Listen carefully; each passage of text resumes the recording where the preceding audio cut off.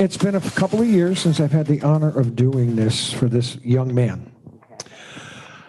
This man not only is a friend and a brother, but is probably one of the most amazing educators. I got to call him an educator because everything he says and does is an education in itself. And today is about one of the biggest things that's going on right now, because everybody's ramped up. Everybody's got things going. They're 1,000 miles an hour. We were going from 0 to 1,000 in about 5 seconds. And then all of a sudden, we need this right now. And then all of a sudden, you don't hear from them again until 3 weeks later. And they say, oh, yeah, we want the date. Oh, good luck. God bless, because it's already been filled. So today, we're going to be, my friend here is going to be 4 reasons why you're getting ghosted and how to fix them. My friend, Mr. Alan Berg. Sharp-dressed man right there. Thank you, Big Daddy. Appreciate it. I don't know, for 15 months I've been walking into my closet looking at my suits and ties and going, sorry, not today. Sorry, just today's not your day. There you go. I'm going to say this right now, full disclosure. Some of you have heard what I'm going to say today.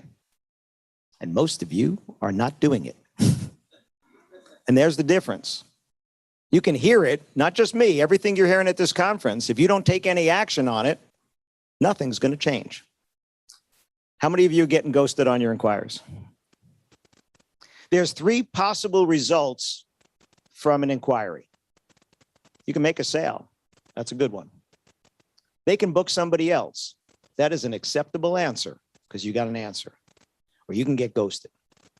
And the ghosting is where the opportunity is, because that person has already reached out to you. They have already eliminated most of the competitors in your market. How many of you have dozens of other DJs they can choose besides you? How many of you have hundreds of DJs they could choose besides you, right? You got 6 of them right here. And you know what? By the time you get the inquiry, most of your competitors are never going to see that inquiry. It is so much easier to convert a lead you have than to go find another one. So I'm going to show you how to get ghosted less. I would love to say I'm going to show you how to get ghosted never, but that's not under my control. I'm actually writing a new book called Why Are They Ghosting Me? So I'm going to give you some of those tips here. So are you responding quickly? About 50% of couples said they choose the first one who responds. That is a good thing and a bad thing. Because if you're not the first one, you might not get the gig. But I want you to not only be quick on the response, I want you to be better on the response. Are you keeping it conversational? You know what I see too much on DJ websites? The same thing. State-of-the-art sound system, right, Joe? We're talking about that on the PhD podcast. What did we decide? State-of-the-art was some guy at Guitar Center named Art, right? And if he recommends it, then it's the state of art or something like that, right? What does that mean? I was working with somebody this morning doing consultation. I'm looking at his packages, and you know what? I could put every one of your logos on those packages, and you could do what he had on there. There is nothing unique about that. Are you keeping it short? People don't read, they scan, right? Butterflies, rainbows, we get distracted way too easily. Are you making it personal? See, a lot of you have this copy-pasted responses that you think are personal, and they look personal if you're only looking at yours. See, we do some secret shopping. Some of you in the room know that I've done some secret shopping. Some of you have been hit by my secret shopping. And we find is that your personalized response, when I put it up against 5 other personalized responses, looks pretty much the same. Congratulations on your recent engagement. We are available on mail merge date at mail merge venue, right? A lot of you have that. And it sounds great when you see it the first time. And when they see the 5th one that says, congratulations on your engagement, we are available on, it doesn't look so personal anymore. And you're doing all of this right, and you're still getting ghosted. Is that one of Rob Ferre's suits? Some of you know Rob, right? You're still getting ghosted no matter what. You're doing everything right, you're still getting ghosted. Maybe you are, maybe you're not. I'm going to give you 4 common reasons why prospects are ghosting you. And I say prospects, not brides and grooms, because this is corporate, this is schools, this is mitzvahs, this is fundraising. You get an inquiry, you respond right away, you keep it short, you keep it personal, and you're still getting ghosted. The first reason that you could be getting ghosted is because you gave them what they think they need. And I said what they think they need because they probably reached out to you and they said something like this, typical inquiry. Hi, we're getting married on October 15th and we'd like to get some info on your packages and pricing. You ever see a lead like that? Okay. I did on my podcast the other day, I was talking about why you shouldn't be attaching a PDF. I'll get to that in a little bit. And somebody down in Australia was like, yeah, but our website down there, Easy Weddings, which is like the Knot and Wedding Wire, they have that pre-written text. We'd like information about your packages and pricing. The Knot does it, Wedding Wire does it. And they do that because it gets you more inquiries because that's what people think they want. It's not what they really need, though. It's what they think they need. Your pricing isn't going to say what you're going to do for them. Your package is a list of services, right? Again, let's ask Art, right? He'll tell you about it. His equipment, state of the art, right? Do they expect you to be professional? Yes.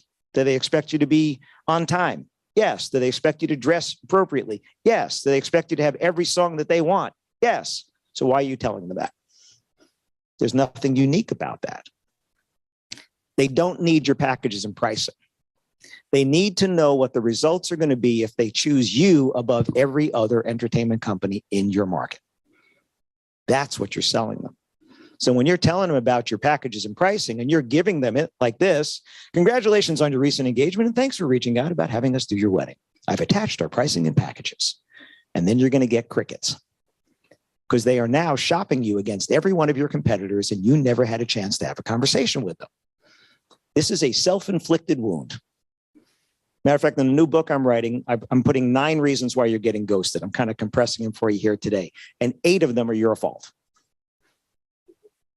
No, they are. Listen, I make mistakes too. There are self-inflicted wounds. We all do it. But attaching a brochure with your pricing and packages is going to give them a reason not to respond to you. All right. Here's another one.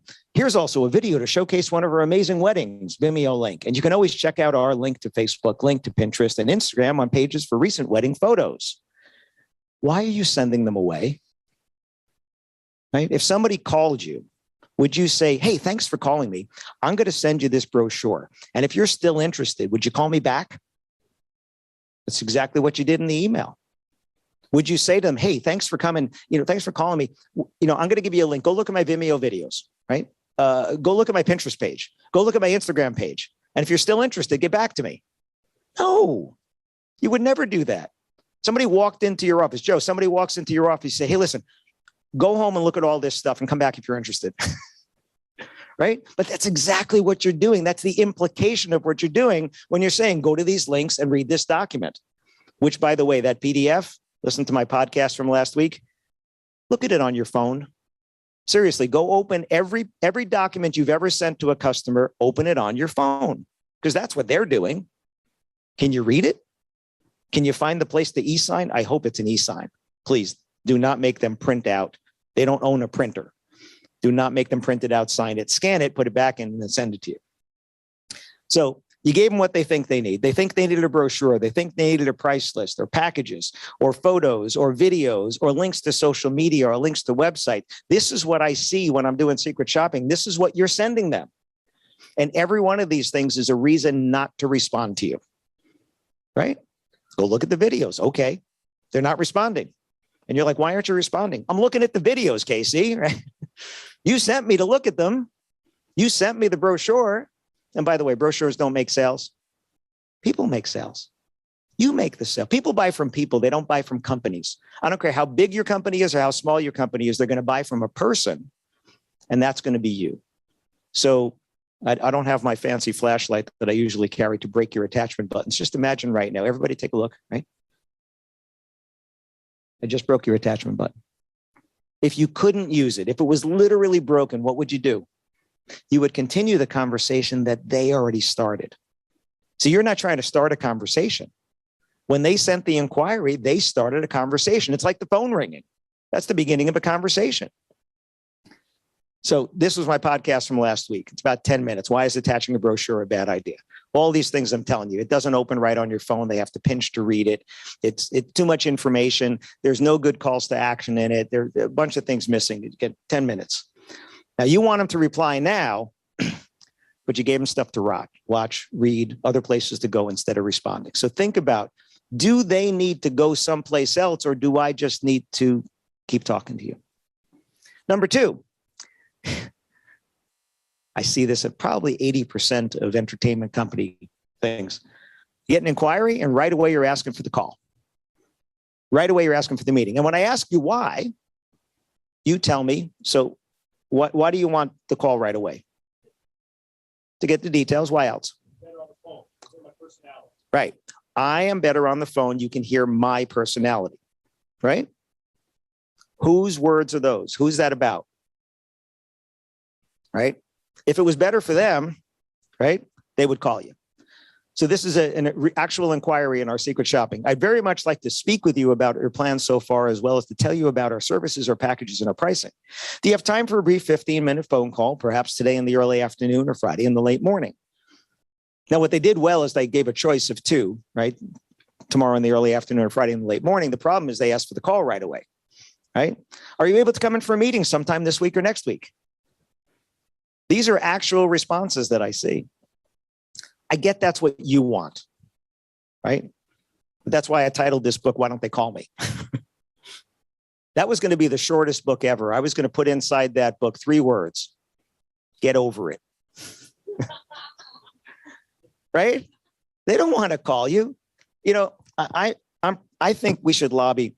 We should not call these smartphones, because the least likely thing that a millennial or a Gen Z is going to use this for is a telephone. Right? We should find some other name for that, because it is definitely not a smartphone for them. They're high commitment actions. A high commitment action adds friction to the process. Friction in the process is stuff that prevents people from moving forward to the action that you want them to take and to get the results that they want to get. You're adding friction to the process. So if they wanted to talk on the phone, they would have called you. So how many of you in this room do not have a phone number on your website? Nobody wants to admit to it, right? You've seen websites like that, right? You wanted to call them, right? I just want to talk to somebody right now, and there's no phone number. Friction, right? I know, and you know, that they're not likely to call you. Have you ever gotten a call from a mother or a bride or a groom? Right? If you make it hard, they're not going to do it. And if the phone rings, answer it. Don't let it go to voicemail. Have a person answer. Matter of fact, I told this to a client the other day. I said, get an answering service instead of an answering machine or voicemail. They are much more likely to leave a message with a person who answered than they will with your machine. Machine hang up, right? They call you at 11 o'clock at night. You don't have to answer the phone, but if somebody does answer the phone and says, hi, thank you for calling the entertainment service. How can I help you? Oh, I'd like to get pricing and packages for a wedding. Well, thanks so much. You know, the office is closed right now, but we're going to have somebody call you first thing tomorrow. What time's a good time for you? They will leave a message with that person. If you made one sale from that, paid for the answering service for the whole year, right? And how much of a better impression did you make if somebody did pick up the phone and called you? If they wanted a meeting, you'll get an inquiry that says, hi, we'd like to have a meeting with you to talk about our mitzvah, our party, or whatever it is, right? So what you want to do, it's kind of like dating. You want to start slow, right? You walk into the bar, somebody attractive at the bar. Oh, look, there's an empty stool. Okay. You walk up. Excuse me, miss. Would you like to get married? A little pushy, huh? A little pushy? That's what you're doing when you say, let's have a meeting. They just said, hey, I'd like to get some information. You said, want to get married? Right? Start slow. You should walk up to that bar and you should say to that young lady, excuse me, miss, is this seat taken? And if she says no, good start. Right? And then you sit down and then you see, is she looking? Is she right? Start slow. But you're exactly, would you like to get married? Number 3, you created a dead end. I see dead ends all the time. I was reviewing a website this morning. It's actually Mars's website.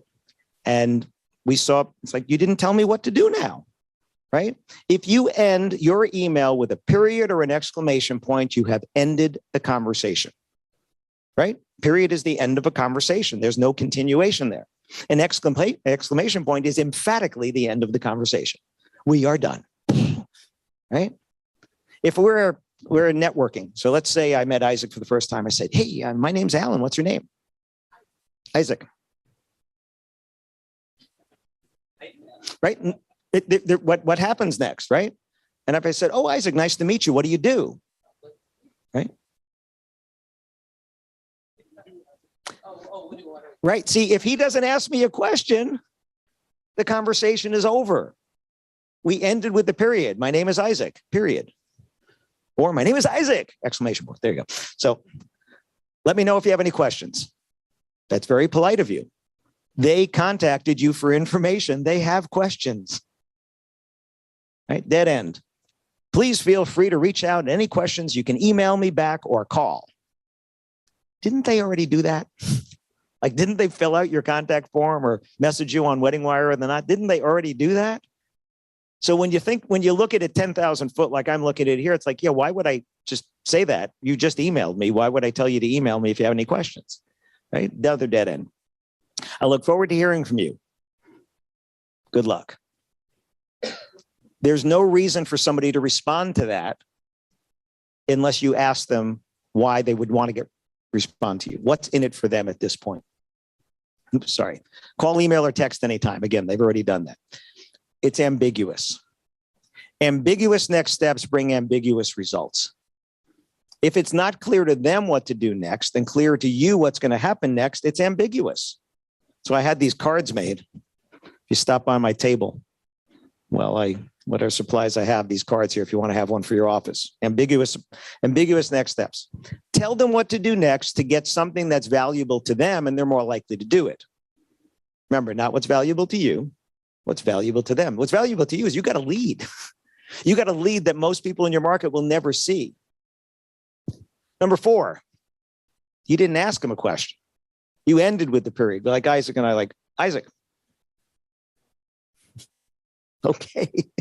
Right. But if I keep asking him questions, if I ask him questions, all right, let's go through the networking. My name, Alan, Isaac. All right. What do you do, Isaac? You're a DJ. Really? What kind of DJ? Mobile DJ. Really? What kind of events? Weddings. Oh, that's so cool. How'd you get into that? Okay. Who's talking? No, who's talking? You are. I'm asking you questions, but you're the one talking. Early on in a sales conversation, they should be talking more. They should be talking because you're asking better questions so that they can answer those questions. If this was a networking event, he's going to go, I like this guy, Alan. He's interested in me. He cares about me, right? But if we do the same thing and say, well, Isaac, so what do you do? You're a DJ. That's great. You're a DJ. You know, I'm a speaker. You know, I've actually written 5 books. I've spoken in 14 countries, you know. So let me tell you, you know, I used to be at the Knot. I was vice president, right? He's going to be looking for a drink any moment now, right? Because I'm not talking about him. I'm talking about me. If you ask him a question, but it's high commitment, they're going to shut down on you. High commitment is things like phone call, meeting, budget, right? Don't ask them their budget until you've given them some idea of pricing. You know why? They're going to lie. They're not going to lie because they're liars. They're going to lie because they don't know what it should really cost. And they're going to hold back. So if the wedding report said that the average cost of a DJ in your market is whatever, they're going to say, well, let's hold back a couple of hundred, right? It's this much. Don't ask them because they don't know what it should cost. They've never done it before. Once you give them an idea of numbers. So what Morris was saying this morning is when he put pricing on his website, he doesn't get price objections anymore. The only people that reach out already have an idea what it costs. So that is not an objection when he gets an inquiry. A lot of you don't want to put prices on your website. You know what the worst reason for not putting price on your website is? I hear this all the time. I don't put price on my website because I don't want my competitors to know. They already know. They do. You've had people shop you and them, and they've showed the customers have shown your prices to them. They already know your prices. They've secret shopped you. Heck, I've probably secret shopped you. It's not hard to get your prices. We'll find that out. The worst reason is that. How many times have you been a customer, go to our website just looking for an idea of price and you can't find anything? You get frustrated, right? And you leave because the back button is right there. So high commitment actions. If you ask the question at the beginning of your message and you keep writing, you're going to bury it. It would be like saying, so Isaac, what kind of DJ are you? No, I'm actually a speaker. And you're going to give me a chance to answer? Because we don't read, we scan. So if you put the question at the beginning and you've buried that question, they're not going to see the question because they're scanning down to see what's at the bottom. So don't bury your question. When you type a question mark, read what you wrote and then send. Put your name. Don't put, I look forward to hearing back from you. Don't put, please let me know if you have any more questions. Ask your question, put your name and put your signature and that's it. That's it. But read what you wrote because autocorrect is not your friend. Is not your friend. I was telling somebody a story before. My wife and I went to Ireland. My wife's name is Carol. Keep that in mind, Carol. Okay. I texted my son, Mom and I are going to Ireland. We'll speak to you next week. He hadn't responded. I looked at my phone. I wanted to see why didn't he respond. Well, I texted him, Kim and I are going to Ireland and I'll see you next week. He was confused. He was a little confused about that. If you ask a question that's not easy to answer, like what's your vision for your wedding? Some people know how to answer that. Your right brain creatives, great. I have two sons. One is a financial analyst and one is a graphic designer. If you ask my financial analyst son, what's your vision for the wedding? He does not know how to answer that question. Because vision to him is not the way he thinks. Now, my younger son wants to paint you a picture, so you may not get an answer right way because he's still figuring what his vision is. A DJ in New Jersey sent me a link recently to a Reddit post. And I can't tell if it was a bride or a groom because it was just a handle. It wasn't their actual name. Complaining about why is it so hard to get pricing for my wedding? And they weren't just talking DJs. They were talking all services. Said, and this one person said, why do I have to call you? Why do I have to come in for a meeting? Why do I have to tell you my budget? Why do I have to tell you my vision? All things people have asked her or him or whatever it was. At last count, there were 262 comments on that post, all saying the same thing. One person said, the venue made us come in, do a tour. They were very nice. The venue was beautiful. They then sat us down in the office and the price was 3 times what we wanted to spend on a venue. Whose time did they waste? Both of theirs, right? Everybody's time, right? Because they didn't want to tell them up front what it is. What are you afraid of? If you can fill your calendar with people who know how much it costs, who have an idea at least of what it costs, you don't need to deal with the other people, right? Don't worry about it. Your goal is to fill your calendar with people who want the results that only you can provide. Because everybody here could do an amazing job, but it'll be different. It'll be different. If Eric does the wedding and if Joe does the wedding and if Jeff does the wedding, same wedding, if it was possible to have 3 of the exact same wedding, it would be different. It would feel different. The announcements would be different. It would be great, but it would be different. So what you're selling is the results that they can only get from you. Only. You asked more than one question. In real life, you ask someone a question and you wait for an answer. You don't ask them 3 questions or 4 questions or 5 questions. Whether it's through Facebook Messenger, the Not Messenger, email, text, WhatsApp, or whatever, it's a conversation. And when you ask someone a question, you be courteous and wait for an answer. But ask the right questions, short questions. Make the question its own paragraph in the message. Do not bury it at the bottom of another one, right? Don't bury that question. So here's an example. Here's a response. Hi, Jenny. Thank you for inquiring with us about your upcoming wedding. Which of our services in particular are you interested in? That's not a bad response, right? Except they kept writing. Now, if I took the yellow out of there, where's the question? Yeah, you're never going to see it. You're going to scan down and they're going to see at the bottom. Look forward to hearing from you. Thanks. Exclamation point, right? Which means we're done emphatically, right? So take a look at your messages. This was acceptable. If you don't know if they want lighting and photo booth and DJ or whatever, that's a perfectly acceptable first response. Not like that. And that's an actual email. This is another one. This person wanted to have every bit of information that they could do to give you a proposal. This was their first response to an inquiry. I counted, there were 22 different questions on here. And the first one, was the best one, is, what's your mailing address? Think about high commitment. Somebody sent you an inquiry, and the first thing you asked is their mailing address. Stalker, right? Seriously. They want to give you their mailing address? Not yet. I don't know you. I'm not giving you my mailing address. All right, and don't play 20 questions with them.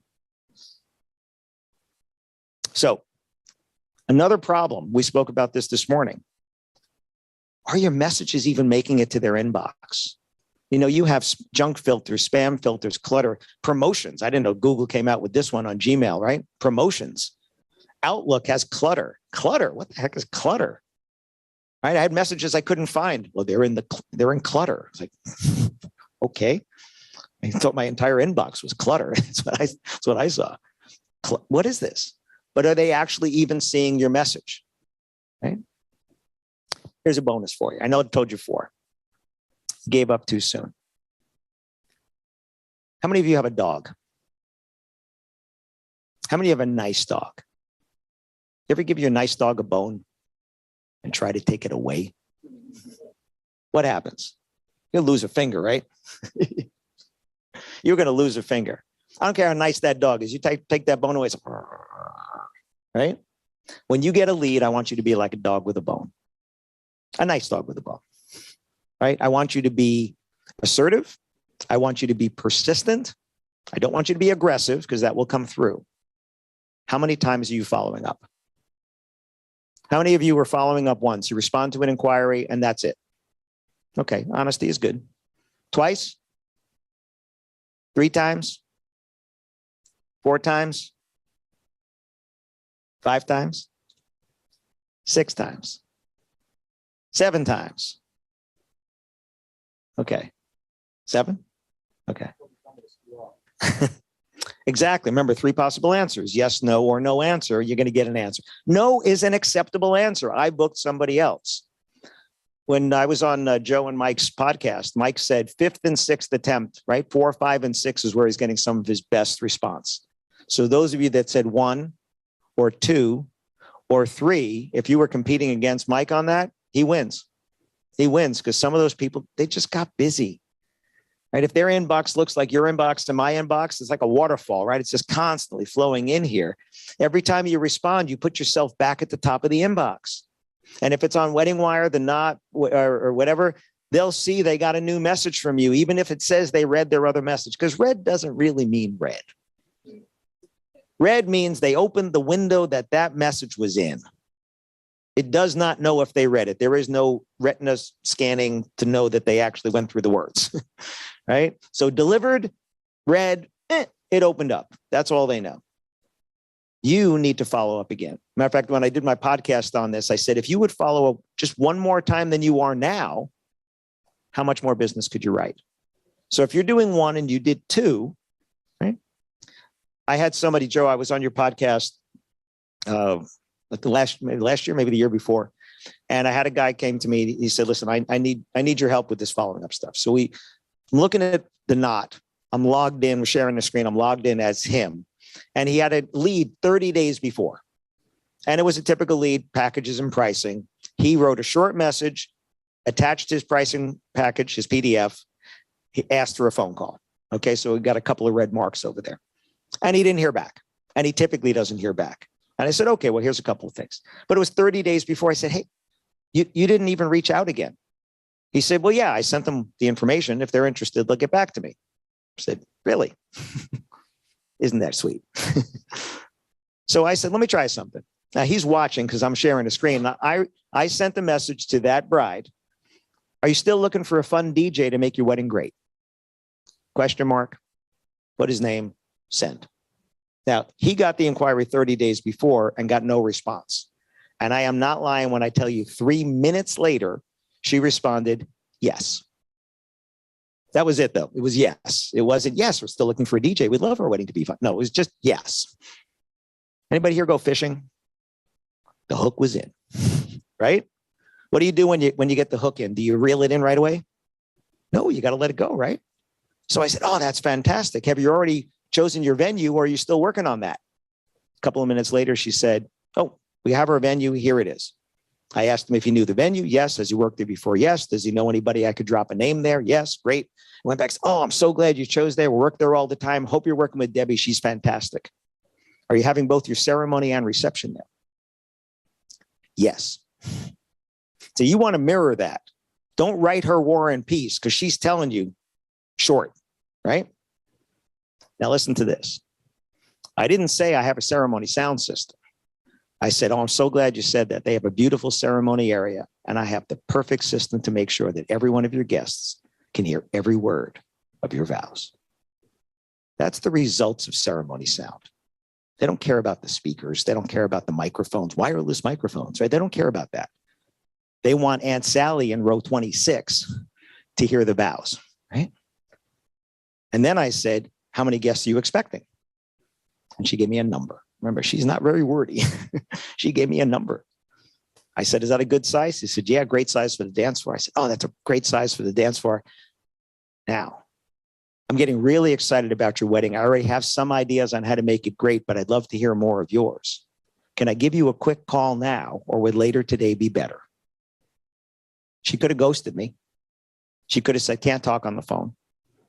She came back and said, can't talk now, later today's better. I said, great, 6 o'clock or 7 o'clock. She could have suggested another time. She said 6. Got her phone number. He called her at 6 o'clock, made the sale. He had not tried after the initial response, right? Joe, when I was on your podcast, Donnie Lovering up in Canada is listening. And he's like, damn, I'm only doing once. While he's listening to us on the podcast, he went to some old leads and he got responses while it was on the podcast, while he's listening to the podcast live, right? If you don't ask, the answer is always no. What's the worst that happens? You're already getting ghosted, right? The no is not a bad thing because now you know to move on. I'd rather get the no than be ghosted because they're going to book somebody. Maybe they didn't do it yet. Right? So how and when to follow up? Like I said, if you don't ask, the answer is always no. By the way, if you want one of these, come by my booth. They're not coasters. They look like coasters. I'm not going to lie. They were not supposed to look like coasters. Let me just say that. You know those business cards that have that colored layer in between? I said to my printer, it was David Alexander, a DJ down in Georgia. I said, David, can you do those in a bigger size? He's like, yeah. I said, what sizes do you have? And he told me, he's like, oh, 4x4. That's a great size. I got him in. Everybody's like, oh, I love the coasters. I was like, so if you would like a coaster, come to my table. 5 steps. I'm going to give you 5. I appreciate people that are doing, Luke, you're doing what, 6, 7, whatever. Believe me, you keep going. It's like a sponge. You know, when you squeeze a sponge, you get water. And if you squeeze it again, you get some more, but not quite as much. And you squeeze it again, you get a little. If you really squeeze a little harder, you're going to get more. I want you to do that with these. Reply as quickly as you can, initially using the same method with which they reached out. Initially. I changed that bride from the not to phone call, but I didn't do it right away. I did it after a little back and forth, right?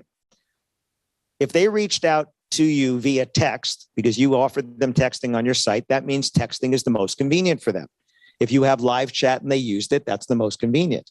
If it's email, if it's phone, whatever it is, use the same method. You can change it, just don't change it right away. A Wedding Wire survey said that about half of couples are frustrated because people try to change the method too soon. Okay? So you're going to respond. Now, how many of you, when you get a lead, if there's a phone number, you try to call them? Any of you? 1, 2? Okay. What's the worst that happens? You're going to get voicemail, right? As a matter of fact, you're probably going to get voicemail because between screening calls and the caller ID only has your number instead of your name on and stuff, you're probably going to get that. Call them from a number that they can call you back. Because what do we do on our phones, right? And you know they're answering on their mobile device, right? They want to just call it back. So don't call from one number and tell them to call you on another number because you're just adding friction to the process. Have your script ready in your head about 10 seconds, right? About 10 seconds. Hi, it's Eric Jager calling from, right? Company. So excited about your inquiry. I thought I just need to talk to you, find out more about your wedding. I'm so sorry I missed you. I'm sending you an email right now with some information. You can call me, text me, email me, whatever's more convenient for you. I can't wait to show you how I can make your wedding great. and then slow down and leave your phone number. Slow down and leave your phone number. Why do people speed up when they leave phone numbers? Right? I had somebody the other day that was like, and our number is 732-422-6362. Right? Just slow down. What's the big deal? I actually pretend like I'm writing it so that it'll slow me down. Okay. And then send them an email. Because if you left them a voicemail that said, I just sent you an email, that's like a tease. Did he really? Did he really just send me an email? Okay. How many of you know Jody Harris in Vegas? Jody Harris? Right? Jody gets an inquiry on email. She sends him an email. And then she sends him a text that says, hi, it's Jody. Always tell them who you are because there's no signature on text, right? Hi, it's Jody from Sight and Sound Entertainment. I just got your inquiry and I sent you an email with some information. So excited to speak to you about your wedding. Just want to make sure that you see that email. If you don't get it, let me know. Call me, email, text, right? Some people text her back and she has text conversations. Some people go check the email, right? But she's texting to let them know that the email went. So I said, hey, Jody, they didn't ask for a text, right? They emailed you. Are you pissing people off? She said, not one. Not one. She's been doing this for a few years. Not one person has complained about that or said, why are you texting me? Right? Works. But she's alerting them to the fact that the email came through. Now, if you don't hear back, how long do you wait? Luke, how long do you wait between the first attempt and the second attempt? 48 hours? Okay. Somebody else. How long? Between the first and the second attempt, how long do you wait? 7 days, 10 days? I got 7, 7, 7, 7, 7. I got 7 days, 3 days? 2 days? 2 or 3. Okay. We're going to shorten that all up until I'm sorry. If it's an email, I'll come back to this in a second. If it's an email, what is your subject line that you put on the email when you're sending your first reply back? We are available. Their names and their event date. What else? Here are some that I've seen that are not good. Event request for Marcy Smith for wedding at, right? That's good that it has her name in it, but that's so long that on your phone, it's going to get cut off and it's going to say event request for Marcy. That's what it's going to say. Your upcoming wedding. What about it? The average wedding uses 12 to 14 different services. So which email is this? New submission from Contact Us. Doesn't that make you want to respond right away? Form submission, new form, wedding. If you're just responding to the inquiry that your system sends you, be careful what that subject line is, because that was an actual one I got when I secret shopped someone. I was like, really? Form submission, new form, wedding? Oh, gosh. Here are some better ones. Your packed wedding dance floor starts here. Your dream wedding at the Windsor Ballroom. Party's done right, Des Moines Entertainment. Let's start planning your event, your wedding, your mitzvah, whatever. Say I do with our new 360-degree photo booth. Right? And my favorite one, there's a company called Hornblower Cruises. They do sightseeing tours and events and stuff on boats in San Francisco and other places. Right? So they're my client. I've worked with them in their San Francisco and other offices. If you inquire about having your wedding on one of their ships, one of their boats, this is their subject line. Oh, ship, you're getting married. Now think about this. When you look at your inbox, don't you look at the subject line and who sent it to decide which ones get open first? You think that one's getting open first? Heck yeah, that's getting open first. Okay, so I'm going to shorten this up. Not 48 hours, not 72 hours, not 7 days, not 10 days. When you get an inquiry, if you don't hear back by the next day, you are going to respond again. And what you're going to say is, hey, Victor, just wanted to make sure that you saw my response from yesterday. I'm so excited to work with you on your wedding. And then the same message you had the day before, right? You just put yourself at the top of their inbox. You just alerted them on the Knot or Wedding Wire that they got a new message. Even though it looks just like your message from yesterday, it's just wanted to make sure you saw my message from yesterday. Okay. The people that got busy are going to be like, oh, thanks. That's right. Thanks. Right. The people that say, I saw it. It's like, okay, I saw it. You don't hear back. You responded right away. You responded the next day. You still don't hear back. You have to try another method. Right. Sorry. Next day. There we go. If you're emailing them and it's going to spam, junk, promotions, or clutter, you can email them 10 more times. It's going to go to junk, spam, promotions, or clutter. So try something else. Call them, text them, smoke signals, stalk them on social media, something. But try something else, because you keep sending them emails, they keep going to junk. It's not going to help you there. You still don't hear back. Now listen to what you guys said, right? You said 48 hours, 72 hours, 7 days, 10 days. 7 days, 10 days. I've now responded 3 times. You've responded once, right? Because this is happening over the course of about 3 or 4 days. You still don't hear back. We're probably into the next week by now. Send them one line. Are you still looking for a DJ or a photo booth for your wedding or event? Whatever the inquiry was about. Just see if they're still looking. Did you book somebody else? We're big boys and girls. We can take it. Just ask. Remember, if you don't ask, the answer is always no. So ask. You still looking for a DJ? That DJ that I helped with, after you heard me on Joe's podcast there, I just said, are you looking for a fun DJ to make your wedding great for you and your guests? And she came back 3 minutes later with yes. Conversation got started again, right? You still don't hear back. Right now you're getting frustrated. Most of you have given up by now because you said 1 time, 2 times, 3 times. This is already 4. You still don't hear back. I like to use humor at this point. I want them to smile. When people smile, they feel better about you already. Okay? Like, oh shit, you're getting married. Right? Doesn't that set the tone? You want to open that email and go, who are these people? This is kind of fun. So that's when you want to try something different. So these are some actual examples from some of my clients. Subject, on the road again. Okay? Like, on the road again. I haven't heard back from you yet about your wedding. This was a venue, your wedding at Tyler Arboretum. So I figured one of these 3 things must have happened. Please let me know with a simple 1, 2, or 3 response. Number 1, you've already found the perfect, I changed it to DJ. You've already found the perfect DJ. Congrats. Number 2, you're so glad I reached out because you just haven't had time to get back to me yet. Number 3, you've purchased an Airstream RV and are traveling cross country visiting all the national parks. Which number is yours? Right. Another one, where we're going, we don't need roads. What's the reference? Thank you, Back to the Future. See, if you don't know it's Back to the Future, I don't think it hurts anything. But if you do know, it's like, oh, Back to the Future. 88 miles an hour, right? This is an entertainment company in Baltimore. Hi, I hope your wedding plans are coming together. I sent you a few messages and haven't heard back from you. I figured there were a couple of different reasons why this could be the case, so please reply back with the number of the correct circumstance. Number 1, you're all set with your entertainment and I could stop sending you annoying emails. Number 2, you've been meaning to get back to me. You've just been really busy. Number 3, you're interested but just aren't ready to talk entertainment yet and I should follow up in 2 weeks.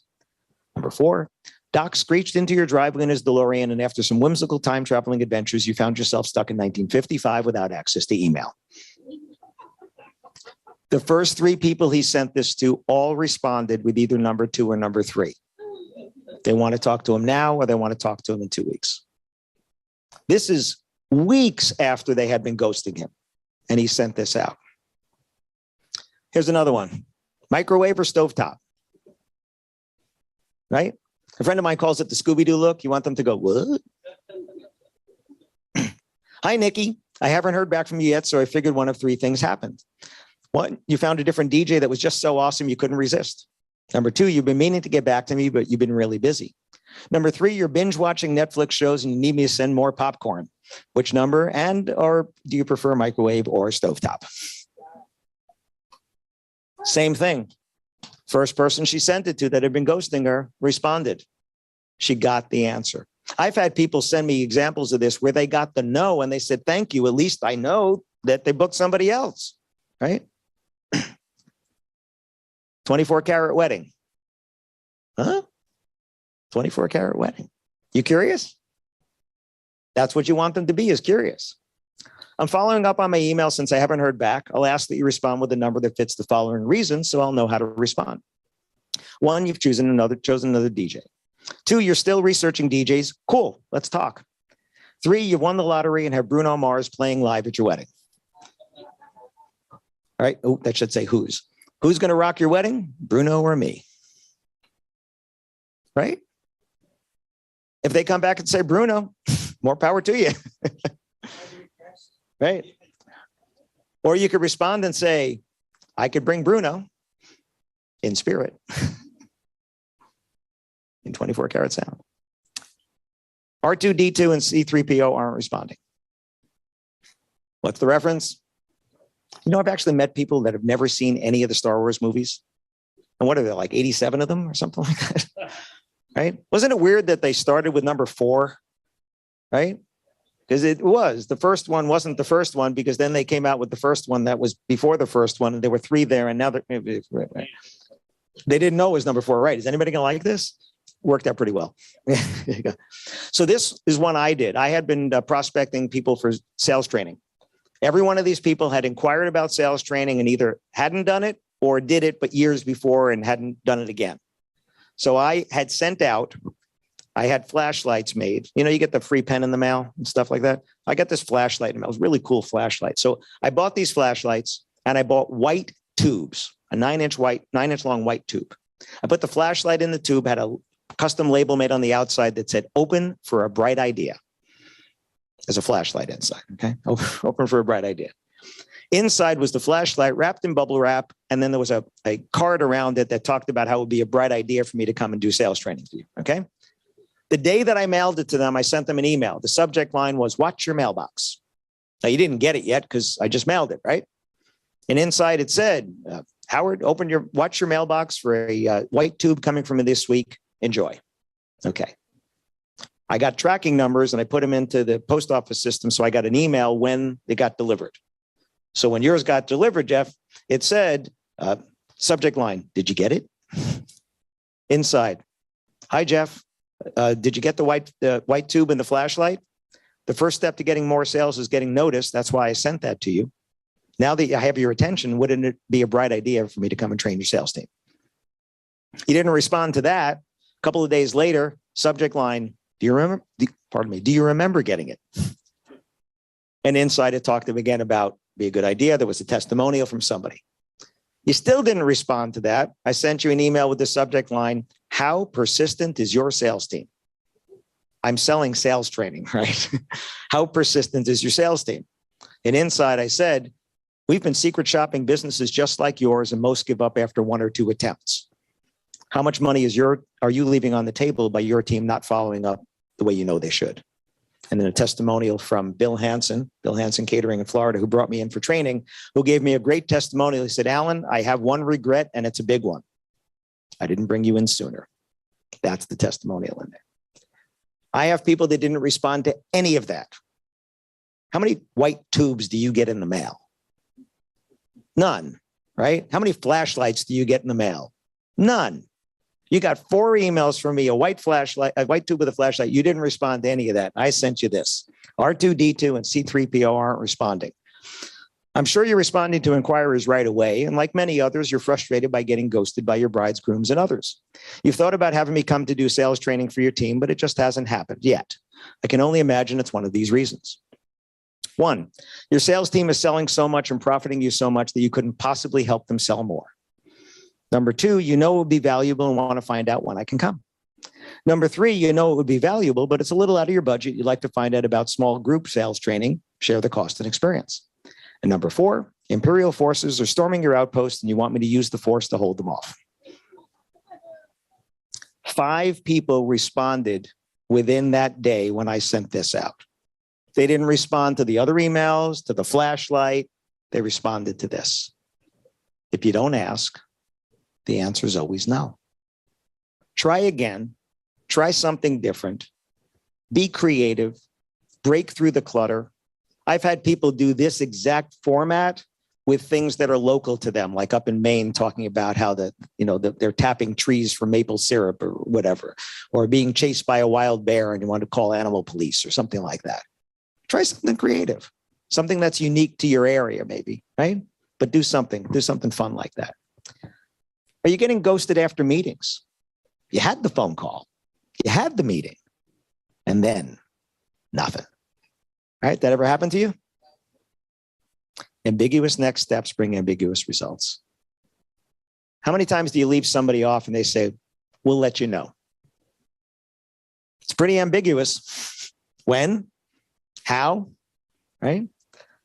My goal when I do sales training is that you are going to leave people off with either the sale or you're both going to know what's going to happen next.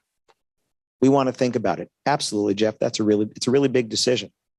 Let's set up a time. Maybe, I don't know, what's today? Today is Tuesday. How about on Thursday? Same time work for you? Let's set up a time to talk about it. You're going to have some questions you thought about then. Does that work for you?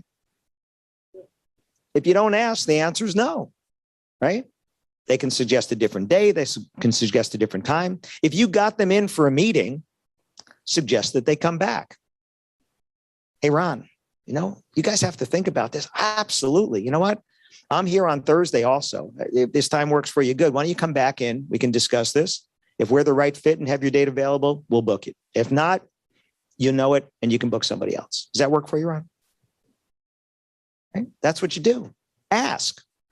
Ambiguous next steps bring ambiguous results because what's supposed to happen now? I don't know. They need your guidance.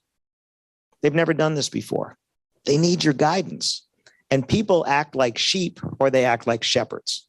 And when they know what they're doing, they're a shepherd. And when they don't, they're a sheep and they need your guidance. And this is what we do. Oh, yeah, Jeff, come. Yeah, sure, that's a good idea. The worst they can say is, no, we don't want to come back in, which kind of tells you they're probably not interested.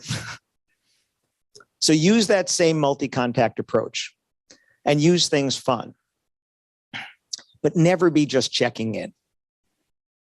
Never be just checking in. You have to add value to the relationship. Otherwise, there's no benefit to them.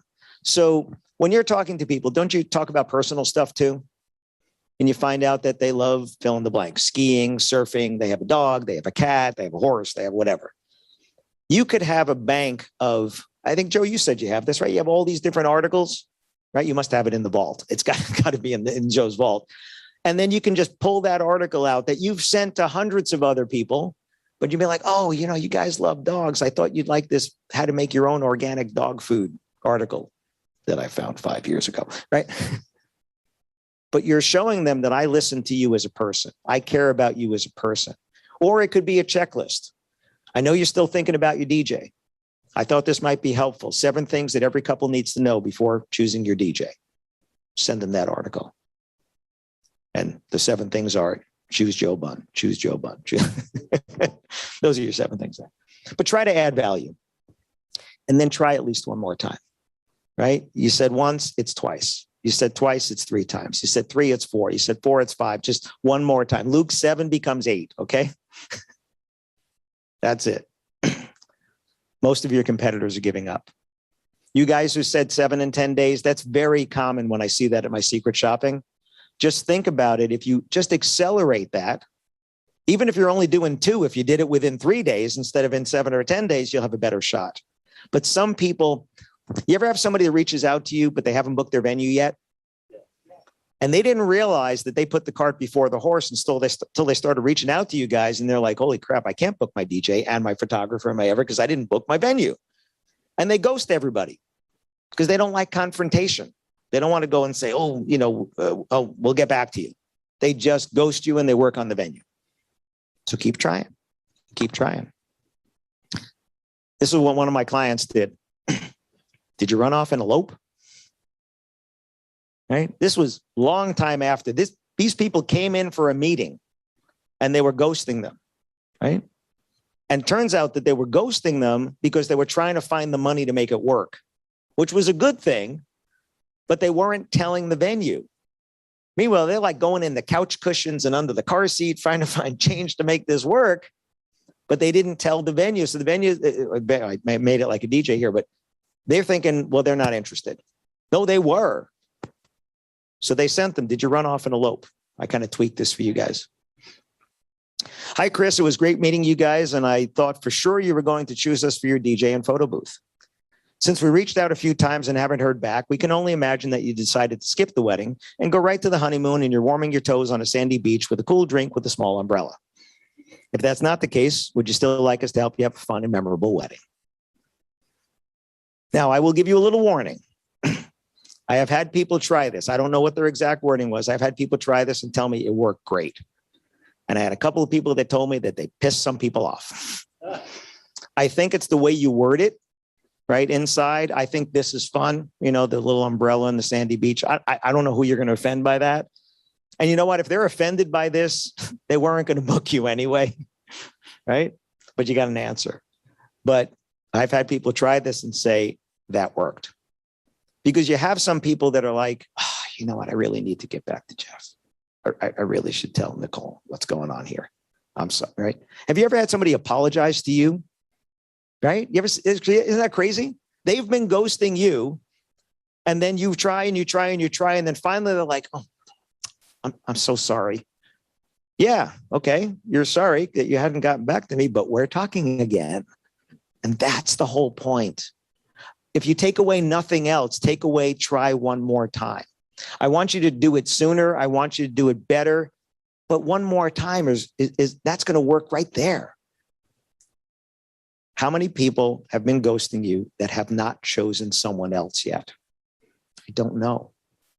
But your opportunity, your biggest opportunity is between the inquiries that you got and the ones that have ghosted you where you don't have an answer. Because you're going to get no's. That's okay. And then you're going to get some yeses, which are going to turn into profits. So when is it time to move on?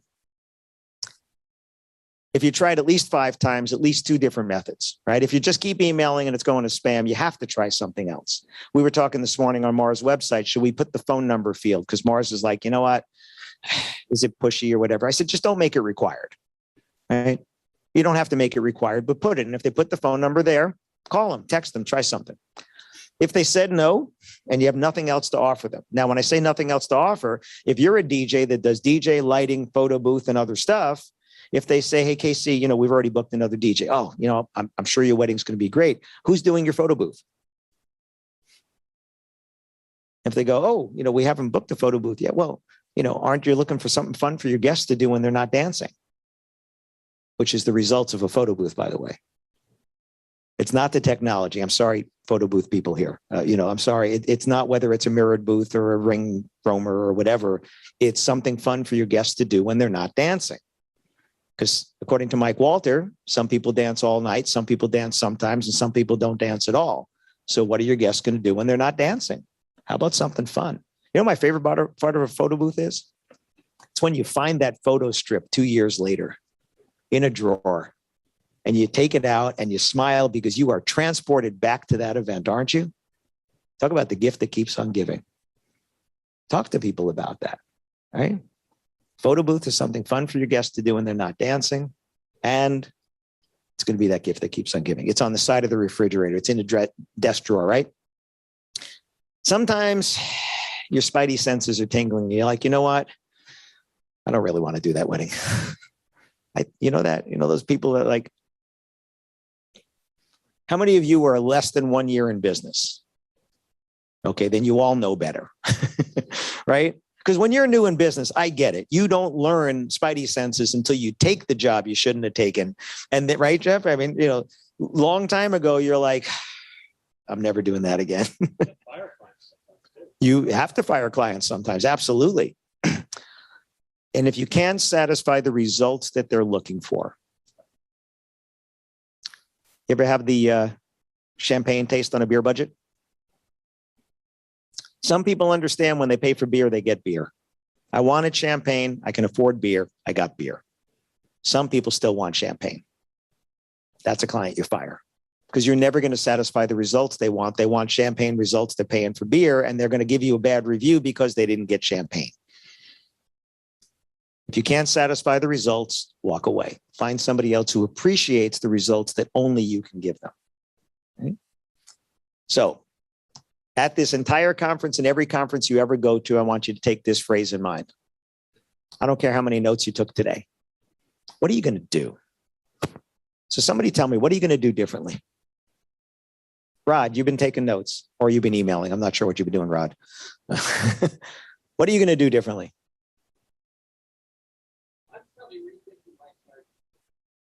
Okay. Okay. Who else? Somebody. I just reached out to a client. Good. Right. Who else? Casey. Electric creative ways of following up. Fun stuff, right? What else?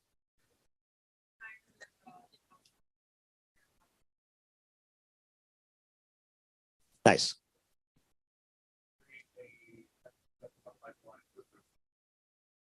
Right. Right. Your biggest opportunity, if you got 10 inquiries and you only got 4 of them that you've been able to get a yes or a no, your biggest opportunity for profit is in those other 6 because they've already reached out. Think about this. By the time you get an inquiry, they've eliminated most of your competitors. They've put you on a short list. They already like what they've seen, read, heard, watched, whatever. Much easier to close that deal than to go get another lead, right? Who else?